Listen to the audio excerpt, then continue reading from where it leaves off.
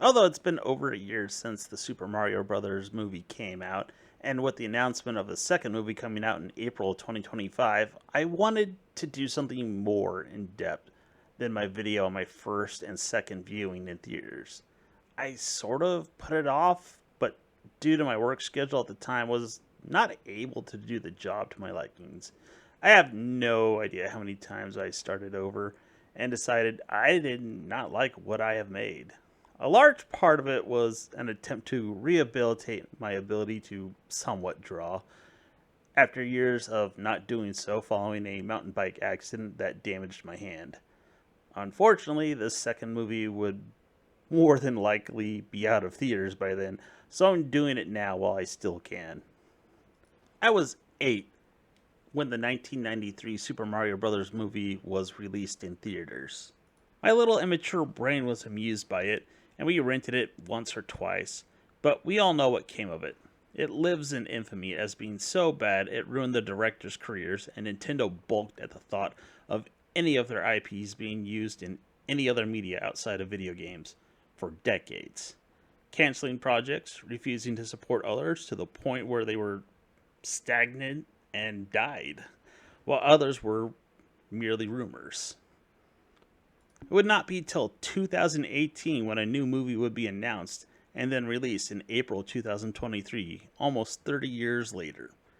I went and saw it twice in theaters, and I knew I wanted to do something more than just a video of my opinion about my viewing of the movie.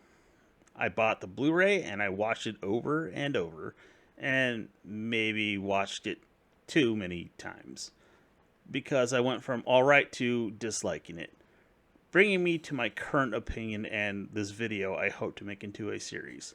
That being, the Super Mario Bros. Movie should have been better. Now, I don't want to just nitpick or nag on the movie, so I will put out my own ideas of what I would have done. Thus, the whole drawing bit, but I will have to stick with some screenshots of the movie and photoshopping images for the time being. Let's start with some positives. It was a smart move to go with an animated movie instead of a live action, a lesson Nintendo seemed to have failed to learn when it comes to the Zelda movie, but that is neither here or there. It looks good for the most part. The parts of the movie that take place in the Mushroom Kingdom are excellent, and I would be hard pressed to ask for something better. The animation that takes place in the contemporary world is another issue altogether, and I would say the same for the Kong Kingdom. Part of the problem is the style Illumination is known for, and it shows throughout the movie. The weird, frumpy humans, the use of pop music throughout the decades, and what I can best describe as an overt silliness for the sake of being funny or just silly. And let's not forget the breakneck pacing of the movie. With that, let's start with the penguins and the introduction of Bowser. From a gamer standpoint, this is where I sort of have a big problem. With the looming giant ship heading towards the distant castle, dwarfing it in size, eerily similar to other movies like Independence Day or the Marvels movies. It felt a bit cliche and overused, with hundreds of troops spilling out of a giant ship. To let me get my point across, let me play some clips from the beginning of various Mario games.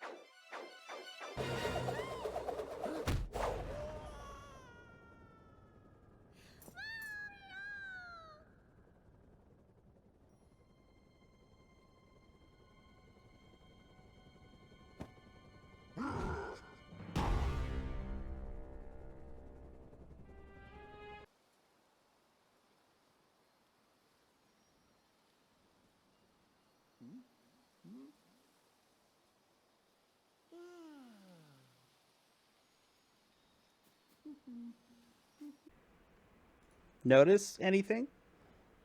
There was no humongous flying rock castle. Yes, in some cases there is one large ship, and that is mainly to get the premises of what little story there is out of the way. But they are all airships, similar to sailboats. This is the first issue I have with the movie, and it seems like lazy storytelling. They can still have the landing scene, although if they use multiple ships, I would imagine it would take longer to animate, but I would argue it would be a better presentation while being faithful to the games. Then there are the penguins. Now, having various kingdoms in the Mario universe is nothing new. That's not the issue I have with the penguins. Playing Battle Without Honor or Humanity is just out of place, especially since there is such a strong history of orchestral slash instrumental music associated with the Mario games, and as much as I hate to say it, a bit cliche again. Then the whole scene of the penguins throwing snowballs at Bowser comes off purely as a gag, and to move, I suppose someone could make an argument that the scene is to show how outmatched they are and how dangerous Bowser is, but remember, this is Illumination we're talking about. The movies are littered with moments like this, and this is no exception. I also did not like how Kamek just swept all the penguins in one go, making it a sort of press X to win moment. The last part I feel was a poorly thought out plot element was using a superstar. They put an emphasis on it here and two other scenes, and that is it. Now, the power ups should and do play a part in the movie, but making the superstar a major plot element, or in this case, a failed plot element, was a bit of a mistake. The sad part is there are at least 6 Mario games I can point to that would lend themselves to a better use of power stars than superstars. This is just the intro to the movie. I'm not even 5 minutes into the movie, including the Universal and Illumination logos. Before I get into how I'd make it better in my view, I would admittedly hedge my bets, so to speak.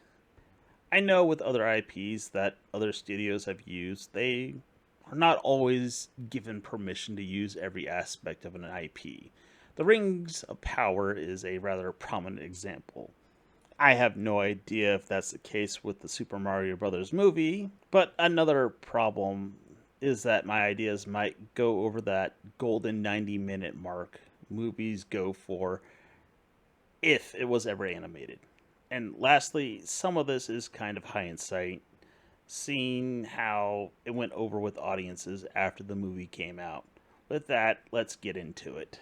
Now, how would I have handled the intro to the movie?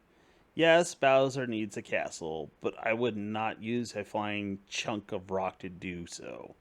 For this, I would use several airships similar to the ones used in the intro cutscenes I showed earlier, making one bigger than the rest. Not gigantic in comparison, but noticeably larger.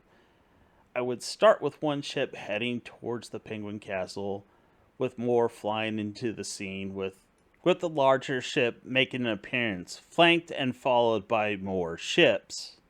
With one last ship passing in front of the camera, I would transition to the castle in ruins with the airship still firing bullet bills at the castle, and what remains of the penguin forces fighting King Bowser's troops. The penguins would not be using snowballs, but ice flowers. King Bowser's ship lands, with Bowser making his appearance in a similar fashion to that of the movie, melting the gate and part of the castle. The scene then transitions to the Penguin King addressing Toad slash Captain Toad. I'm still not sure if that's supposed to be Captain Toad, handing him a power star and telling him to go and to warn the princess. then opening a secret section of the wall with warp pipes in the room. Before Toad reaches the pipe, an airship appears out of the window and fires bullet bills. The Penguin King uses an ice flower, stopping one, and then uses his own body to block the second, and a third bullet bill hitting one of the two pipes, forcing Toad to use the last remaining pipe left, and getting down the pipe just before it's also destroyed by another bullet bill. King Bowser comes up to the Penguin King and asks, "Where did he go?" The Penguin King responds, "I don't know." Bowser has a toothy frown, followed by an angry snort with flames coming from his nostrils. He then says, "Send out the scouts and find that Toad now." Kamek then asks what to do with the king. Bowser replies, "Curse him like the others. Once we get the star, no one will be able to stop me." With that, I'll go over introducing the Mario Brothers next and how I would have done it. If you made it this far, thanks for watching, and have a good one.